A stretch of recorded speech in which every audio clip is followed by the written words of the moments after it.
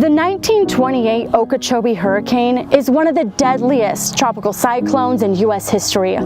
More than 2,500 people drowned. This September 17th marks the 90th anniversary it hit south of Lake Okeechobee, with some people still alive to share their story.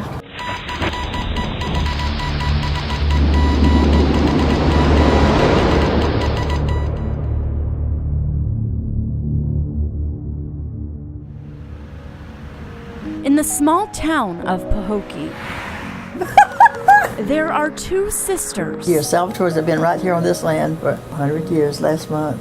Oh, people, of course, we were young then. Sharing stories of their past. Get the dust off, brother. That's Mama's 5 kids. That was just a year after the hurricane. The hurricane that hit 90 years ago. I could close my eyes right now and see every bit of it.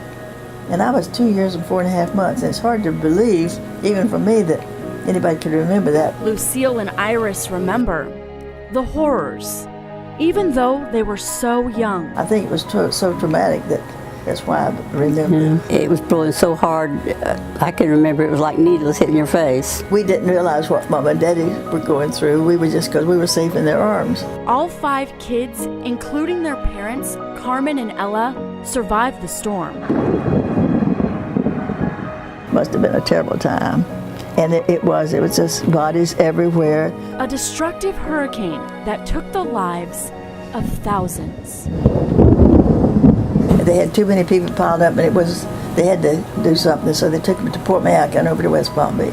And I remember the bodies in the truck, and then I remember what Mom and Daddy say, but I know they must have been terrorized. The Salvatores know how fortunate they are that they didn't lose each other. Their house was completely gone. Fortunate that they were able to rebuild their house right after the storm. The house they still live in today. Every day I wake up, oh dear God, thank you, the house is still here. And every time they talk about storm, oh dear God, I know that it's selfish to ask us to save it one more time. And in that house is another memory that survived the storm. The papers are still there and you can read them and they didn't get wet, and that's a miracle in itself. Letters written between their parents during World War I. Surprised it didn't float away because most everything was gone. The Salvatores are known as pioneers of Pahokee. More than a century of memories, growing like the cypress tree planted years before them. Before Daddy died, he said, I remember, you don't own this land. God has let you use it all these years. And I remember that. He said, you have the use of it.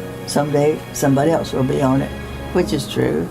Lucille at 92 and Iris at 95 hope that somebody are their descendants who will continue to pass along the Salvatore's legacy and stories.